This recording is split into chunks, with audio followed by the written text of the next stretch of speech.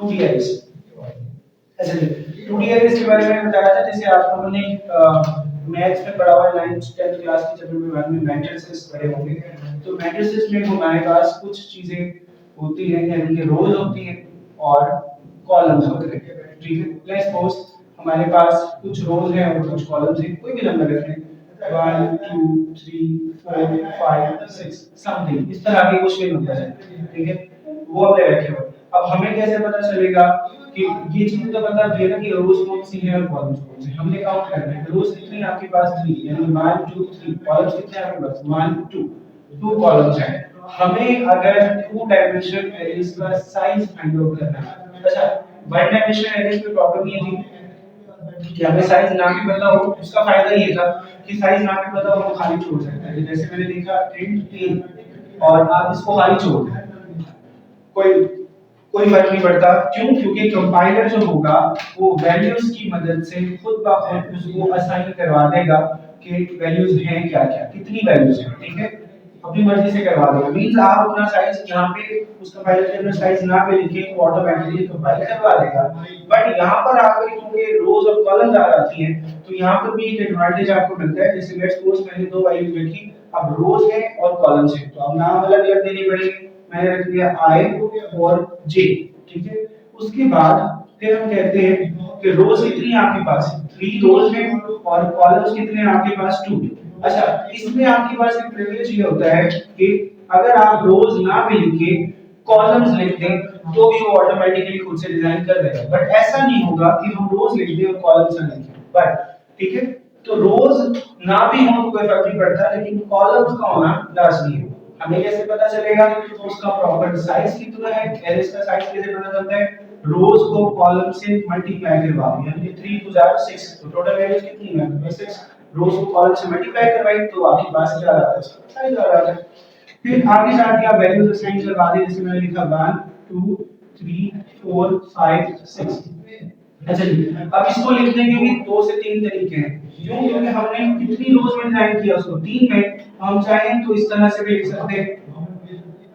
ठीक है, हम चाहें तो इस तरह से भी लिख सकते हैं, अलग अलग, मतलब ऐसे लिख दें तब भी वो खुद ब खुद असाइन करवा देगा।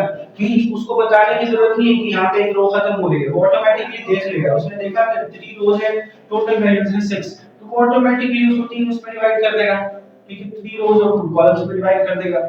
हाँ, अगर अब आपको अक्सर ना कुछ बच्चों को कंफ्यूजन होती है, वो पूछते हैं अक्सर कि सर हो सकता है कि 3 कॉलम्स बना दे, बट नहीं बना सकता। क्यों? क्योंकि आपने असाइन किया हुआ है। क्योंकि पहली चीज हमेशा डिनोट कर रही होती है रोज को और दूसरी कॉलम्स की होती है। आपने नहीं कहना कि सर मैंने तो यहाँ पे कॉलम्स लिखा था, नहीं, कंपाइलर नहीं एक्सेप्ट करेगा, मैं भी नहीं करूंगा, कोई टीचर भी नहीं करता। तो पहली चीज हमेशा रोज होंगी और दूसरी चीज क्या होती है, कॉलम। हमने रोज को डिनोट किया है आई की मदद से और कॉलम को डिनोट किया है जे की मदद से, नाम रख दिया। अब रोज और कॉलम हमें पता चल गया।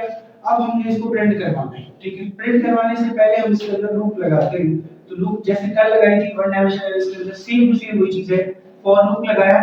अब उसमें क्या था, उसमें एक लूप लग रही थी, इसमें नेस्टेड लूप आएगी। क्यों? क्योंकि इसमें रोज भी है और कॉलम्स भी है। रोज कॉलम चलाना है, कॉलम कॉलम। नेस्टेड लूप आ रहा है तो नेस्टेड का मतलब है फॉर लगा रहे हो तो फॉर में देना फॉर, इसमें लगता है ज्यादातर फॉर ही है।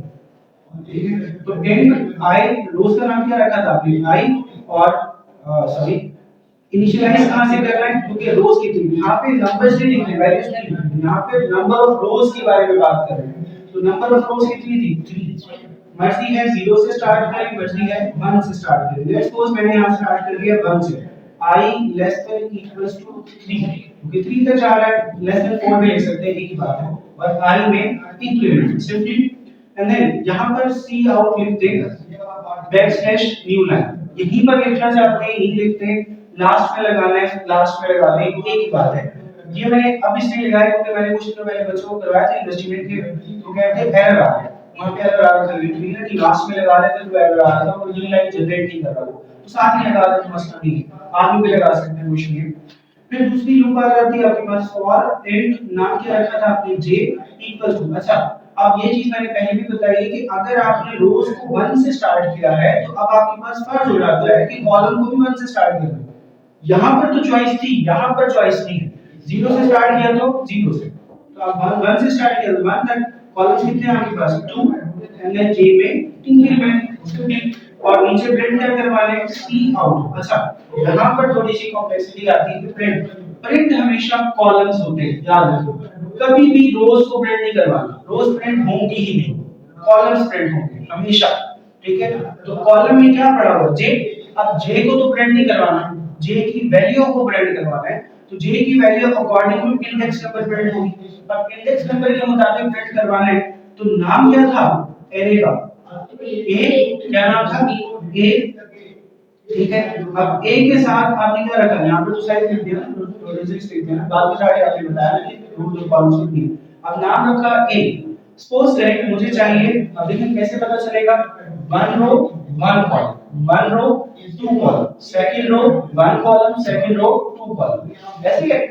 अब मैं यहाँ पे लिख रहा हूँ वन रो और let's go second column, one row और सेकंड कॉलम।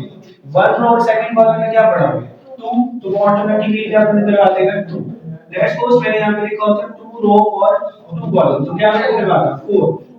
थ्री रो और टू कॉलम लिखा होता तो क्या प्रिंट करवाता, सिक्स।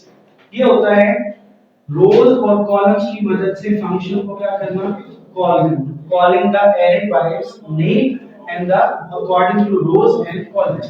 लेट्स सपोज मुझे सारे चाहिए प्रिंट करवाने, फिर मैं क्या लिखूंगा, अगर सारे प्रिंट करवाने क्या लिखूंगा, आई और जे। ठीक है, तो इंक्रीमेंट होता रहेगा और सब प्रिंट करता रहेगा, ऐसे है ना। और सपोज करें कि हमें सपोज कि हमें कोई सारी वैल्यूज प्रिंट नहीं करवानी, रोज प्रिंट नहीं करवाने, हमें सिर्फ कॉलम्स प्रिंट करवाने, ऐसा हो सकता है। रोज प्रिंट नहीं करवाने, सिर्फ कॉलम्स प्रिंट करवाने, ऐसा हो सकता है। कैसे हो सकता है, मतलब हम लोग कॉलम से प्रिंट करें तो खुद ब खुद वही ना, हम वो ऐसा लिख ही नहीं सकते कि रोज प्रिंट नहीं करवानी, कॉलम्स करवानी है। क्यों, क्योंकि रोज के साथ ही कॉलम जनरेटेड है, ये बाय डिफॉल्ट ही है, खुद ब खुद चल जाएगा। ठीक है। अच्छा, मेमोरी एड्रेस के अंदर ये कैसे स्टोर होता है तो बड़ा आसान सी चीज, लेकिन मेमोरी एड्रेस के अंदर स्टोर कैसे होता है इसके बारे में भी थोड़ा सा करेंगे, क्योंकि वो थोड़ा सा डिफिकल्ट सा है, वो करना। मैं भी देखूंगी कि क्या टाइप ये जो आपने ऊपर से पढ़ा था ना, मतलब अंदर से उतनी जाती है आप तेल के साथ में, मुझे पता होता है। मैं रेड पेन जाऊंगी ये हर किसी का सूट नहीं होता। ऐसे मेमोरी लोकेशंस के अंदर ये स्टोर कैसे होता है,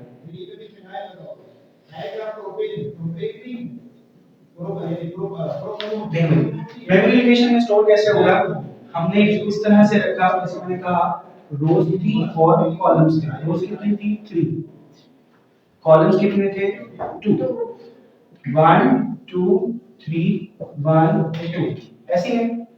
नंबर क्या थे, one two three four five six. अब ये मेमोरी लोकेशन में इस तरह स्टोर नहीं होता, ये तो हमने रोज कॉलम्स बनाया ना, वो स्टोर होगा इस तरह से, बिल्कुल सीधा।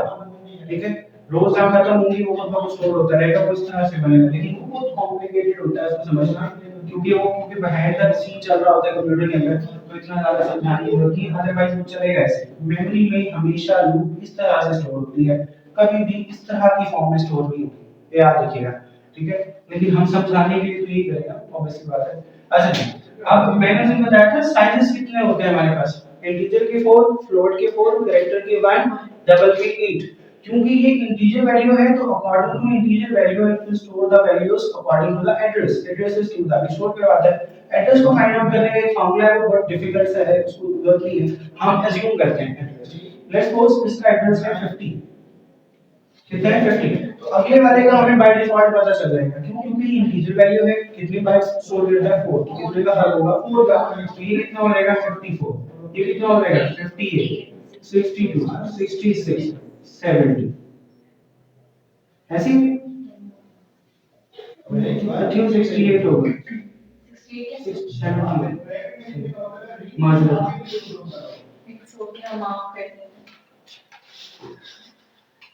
Thank you. जनाब ने अल्लाह क्या कहते हैं, चाप बना। ठीक है, तो ये हमारे पास एड्रेसेस है, अकॉर्डिंग टू एड्रेसेस ऐसे होगा, और ये कंसीडर कैसे होगा, 1 1 1 2 2 1 and up to so on, इस तरह से स्टोर होगा according to the rows and columns.